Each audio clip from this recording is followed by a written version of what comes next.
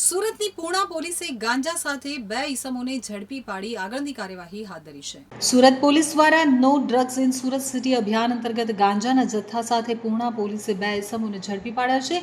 તો સુરતની પૂર્ણા પોલીસની ટીમ પેટ્રોલિંગમાં હતી તે દરમિયાન બાતમી મળી હતી કે પૂર્ણા ગામ વલ્લભનગર સોસાયટીમાં અવધેશ રાજપૂત તથા દીપક રજત નામના ઈસમો ઘરમાં ગાંજાનું વેચાણ કરે છે, જેથી પોલીસે બાતમીના આધારે રેડ કરતા બંને ઈસમો ગાંજાનું વેચાણ કરતા ઝડપાઈ ગયા હતા. પોલીસે 811 ગ્રામ ગાંજા સાથે બંનેની ધરપકડ કરી લીધી છે. પકડાયેલા ગાંજાની કિંમત 8,000 કરતાં વધુ હોવાનું સામે આવ્યું છે. આ ગાંજાનો જથ્થો તેઓ ક્યાંથી લાવ્યા હતા, કોને આપવાના હતા તે અંગે તેમણે જણાવ્યું હતું કે પ્રાંશુ ઉર્ફે પુષ્પેન્દ્ર નામના ઈસમ પાસેથી આ ગાંજો લાવ્યા હતા. હાલ પોલીસે પ્રાંશુને વોન્ટેડ જાહેર કરી કાયદેસરની કાર્યવાહી હાથ ધરી છે.